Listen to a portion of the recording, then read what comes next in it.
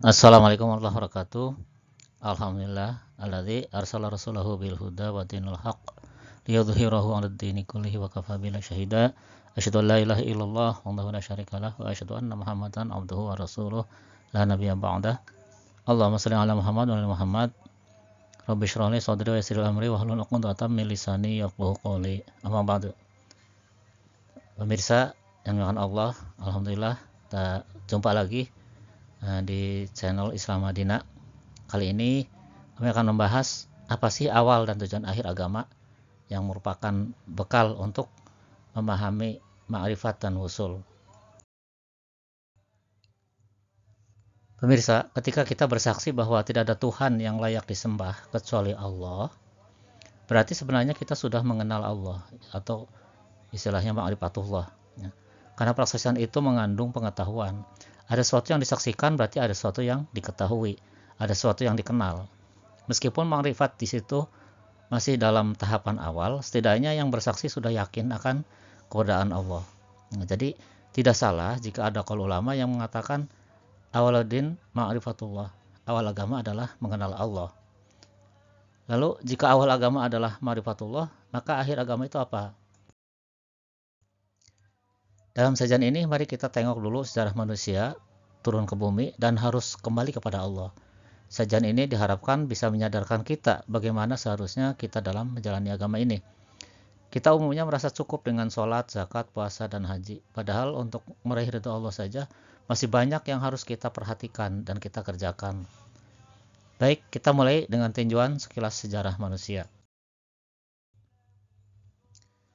Pemirsa, sebelum Allah menunjuk Adam sebagai khalifah di bumi, alam malakut sepi, hanya disibukkan oleh para malaikat dan jin yang beribadah, muji, dan mensucikan Allah. Namun begitu Allah memproklamirkan kekhalifahan Adam, jagat malakut goncang, heboh. Malaikat mempertanyakan kebijakan Allah tersebut. Namun malaikat itu makhluk yang selalu taat. Begitu Allah tegaskan lebih tahu di balik semuanya, malaikat langsung tunduk. Berbeda dengan Azazil dari kalangan jin yang sudah mencapai kedudukan setara malaikat, dia tidak terima. Dalam hatinya ada kedengkian dan takabur. Azazil menolak perintah Allah untuk sujud kepada Adam sebagai bukti pengakuan terhadap kekhalifahan Adam. Karena alam malakut itu alam suci, maka tidak layak ada kedengkian dan kesombongan di situ. Terusirlah Azazil dari alam malakut. Padahal ini merupakan ujian dari Allah terhadap malaikat dan jin yang ahli ibadah. Setelah terusir, Azazil yang hikatnya gagal menghadapi ujian merasa terjebak. Azazil putus asa, bukannya tobat, malah dendam, ingin menjerumuskan Adam dan anak cucunya. Itu sebabnya Azazil disebut iblis. Iblis merasa kalau semua ini gara-gara Adam. Karena Adam dia terusir, iblis minta Allah memanjangkan umurnya sampai hari kiamat. Lalu Allah mengabulkan, maka iblis mulai beraksi. Yang sebenarnya Allah pun menguji Adam dengan larangan. Ini dijadikan kesempatan iblis untuk membujuk Adam. Adam tertipu dan tidak layak lagi menempati surga bagi orang yang maksiat kepada Allah. Adam terusir turun ke bumi, tapi Allah memberi petunjuk, jalan kembali pulang. Pemirsa, jasad Adam dan keturunannya kita tahu dari tanah, maka bisa layak kembali ke surga dengan menjalani petunjuk dari Allah. Kemudian ruhani Adam dari Allah, maka akan bisa selamat kembali kepada Allah dengan petunjuk tersebut. Maka tujuan kembali manusia ada dua. Pertama surga yang dipenuhi kenikmatan jasmani seperti sungai, khamar, madu, susu, buah-buahan, bidadari. Kemudian yang kedua adalah Allah, usul kepada Allah yang dipenuhi kenikmatan ruhani. Nikmat sampai kepada Allah, melihat Allah, dekat dengan Allah, tentunya lebih dari nikmatnya bidadari di surga. Lalu petunjuk yang disebutkan tadi itu apa? Pemirsa, kita tahu dalam Al-Fatihah ada surat Al-Mustaqim. Jadi petunjuk yang dimaksud untuk bisa selamat kembali ke habitatnya, habitat kita, roh kita, dan jasmani kita, seperti pada kondisi awal manusia adalah As-Surat Al-Mustaqim. As-Surat Al-Mustaqim terdiri dari dua jenis jalan untuk jasmani dan ruhani. Untuk jasmani kita kenal dengan sebutan syariat seperti sholat, zakat, puasa, haji, jihad, hijrah. Untuk rohani ada jalan yang dikenal sebagai tarekat, berupa metode pembersihan hati. Amalan utamanya adalah zikir. Pemirsa, kita lihat tujuan akhir agama. Dari sekelumit sejarah singkat manusia dan ruh itu, maka tujuan akhir agama adalah agar ruh kita bisa kembali ke kampung halamannya, yaitu alam lahut. Alam ketika kita ditanya Allah, apakah aku ini Robmu? Seperti dalam surat Al-A'raf 172. A'udzubillahi minasyaitonirrajim. Bismillahirrahmanirrahim. Wa idz akhadha rabbuka min bani adama min zuhurihim dzurriyyatahum wa asyhadahum ala anfusihim alastu bi rabbikum qalu bala syahidna an taqulu yaumil qiyamati inna kunna an hadza ghafilin. Ingatlah ketika Tuhanmu mengeluarkan dari tulang punggung anak cucu Adam keturunan mereka dan Allah mengambil kesaksiannya terhadap diri mereka sendiri. Seraya berfirman, bukankah aku ini Tuhanmu? Mereka menjawab, betul, engkau Tuhan kami bersaksi, kami melakukannya agar pada hari kiamat kamu tidak mengatakan sesungguhnya kami lengah terhadap hal ini. Jadi untuk itu, maka pertama nafsu harus dididik agar menjadi nafsu mutmainnah, yaitu melalui syariat, dan kedua kolbu menjadi kolbun salim melalui tarekat. Jadi pertama, nafsu mutmainnah adalah nafsu yang sudah ridho dengan segala sesuatu dari Allah, sehingga Allah pun ridho atau mardiyah. Nafsu inilah yang diseru Allah untuk masuk surga, seperti dalam surat Al-Fajr ayat 27-30. Bismillahirrahmanirrahim. Ya ayyuhan nafsul mutmainnah, irji'i ila rabbiki radiyatan mardiyah, wadkhuli fi ibadi wadkhuli jannati. Wahai jiwa nafs yang tenang, kembalilah kepada Tuhanmu dengan ridho dan diridhoi, lalu masuklah ke dalam golongan hamba-hambaku dan masuklah ke dalam surgaku. Berikutnya adalah kolbun salim, adalah kolbun yang sehat, hati yang sehat, bersih dan mulus dari percak-percak negatif dan dosa atau noktah. Orang dengan kolbun salim yang bisa datang menemui Allah, seperti dinyatakan dalam Asy-Syu'ara ayat 88-89. Bismillahirrahmanirrahim. Yauma la yanfa'u malu wala banun illa man atallaha biqalbin salim. Yaitu pada hari ketika tidak berguna lagi harta dan anak-anak, kecuali orang yang menghadap Allah, yang datang kepada Allah dengan hati yang bersih. Pemirsa, kita lihat sedikit tentang surga. Surga itu artinya adalah kebun atau taman. Ya, sama seperti kalau di kita ada taman mini, taman impian. Ya. Jika di sini kita suka tinggal di taman, maka apatah lagi di surga yang disediakan segala kebutuhan dan kenikmatan secara gratis. Ada kolam susu, kolam madu, bahkan kolam arak. Ya, karena memang di surga sudah tidak ada lagi yang haram. Ada bidadari dan bidadara ya, yang siap melayani kita kapan saja dan di mana saja kita mau. Kita juga tidak pernah merasa bosan dan capek. Ya, tidak ada lagi pantangan untuk makan minum itu dan ini. Karena tidak ada lagi penyakit pada kita. Kita bisa mendapatkan apa saja yang waktu di dunia hanya impian, imajinasi aja. Ya, hayalan aja, bahkan bisa mendapatkan yang belum terlintas dalam pikiran kita. Yang Allah katakan sebagai tambahan. Pemirsa, kita lihat surga atau taman dibanding dengan istana. Tadi itu gambaran selintas kehidupan di surga. Meskipun di dunia ini kita suka ke taman, tapi kalau kita ditawari masuk istana presiden, tentu kita akan lebih memilih istana. Demikian pula nanti, tentu kenikmatan di istana Allah ya, jauh lebih nikmat dibanding surga. Karena bisa bertemu dan memandang Allah atau wusul. Dalam Al-Quran Allah berfirman, Bismillahirrahmanirrahim, wujuhu yawma idzin nadhirah ila rabbiha nadhirah. Wajah-wajah orang yang wusul tentu saja pada hari itu berseri-seri karena memandang Tuhannya, melihat Allah. Pemirsa, kita lihat Al-Fatihah yang memang mengajarkan makrifat dan jalan kembali. Jadi jelas bahwa awal agama adalah makrifat dan akhir agama adalah wusul atau sampai kembali kepada Allah, atau paling tidak sampai ke surga. Pertengahannya adalah penghambaan kepada Allah. Makrifat awal atau tauhid rububiyah yang menyatakan bahwa Allah Rabbul Alamin itu penting karena tidak mungkin kita menyembah sesuatu yang belum atau tidak dikenal.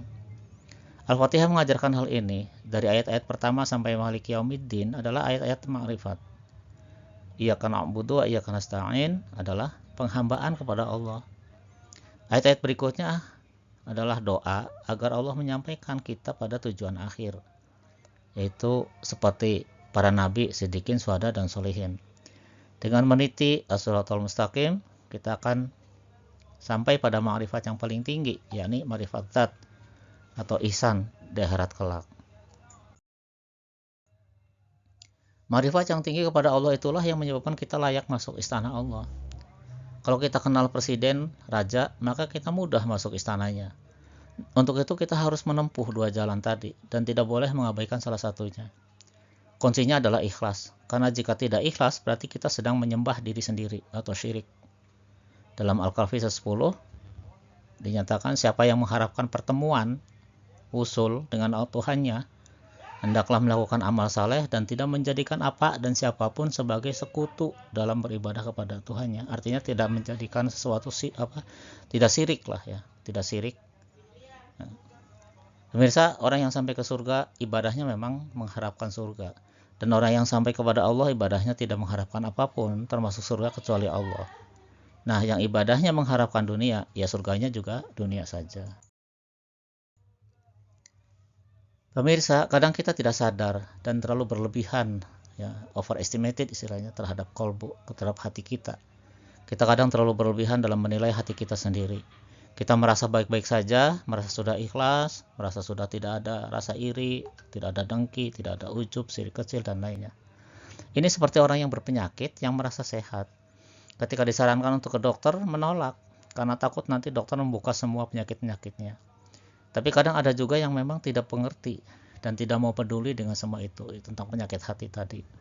Lalu bagaimana sebaiknya kita? Nah, pemirsa, masalah hati ini berbahaya kalau dibiarkan. Ibadah bisa batal karena amalan hati. Yang membatalkan amalan syariat adalah perbuatan hati seperti riya, sum'ah, dan ini menjadi fokus kajian tarekat. Disinilah pentingnya tarekat bagi syariat. Dalam Al-Baqarah 264 udah disinggung ya tentang batalnya amal soleh. Wahai orang-orang yang beriman, janganlah kamu membatalkan pahala sedekahmu dengan menyebut-nyebutnya dan menyakiti perasaan penerima, seperti orang yang menginfakkan hartanya karena riya, ingin dilihat orang ya, kepada manusia, dan tidak beriman kepada Allah dan hari kemudian. Namun tarekat tanpa syariat juga bahaya, karena syariat menjadi pengawal, koridor yang membedakan jalan yang dari Allah dengan jalan yang lainnya. Seperti dalam Ali Imran 19, Inna dina indallahil Islam. Sesungguhnya agama di sisi Allah adalah Al-Islam. Jadi masalah batin atau penyakit hati ini seharusnya lebih diperhatikan dibanding penyakit raga atau fisik, jasmani. Kalau untuk mengobati fisik saja kita mau mengorbankan uang banyak, mengapa untuk yang berisiko lebih besar kita tidak mau berkorban sedikit pun? Ini yang harus mulai kita renungkan. Pemirsa, tarekat itu sebenarnya adalah tugas para nabi yang sudah dipraktekkan. Setelah manusia terusir, Allah menyayangi manusia, memberi petunjuk, kitab suci, dan diutusnya para nabi. Para nabi yang alaihi wasallam bertugas untuk membawa manusia bisa kembali ke asalnya dengan selamat. Dalam surat Yunus 108, Allah berfirman, Bismillahirrahmanirrahim, Qul hadhihi sabili ad'u ilallah ala basiratin ana wa man ittaba'ani. Katakanlah Muhammad, inilah jalan agamaku, aku dan orang-orang yang mengikutiku, mengajak kamu kembali kepada Allah dengan hujah yang nyata. Nabi Musa juga diperintahkan, Bismillahirrahmanirrahim, wa qad arsalna Musa bi ayatina an akhrij qaumaka minadh dhulumati ilan nur wa dzakirhum bi ayyamillah.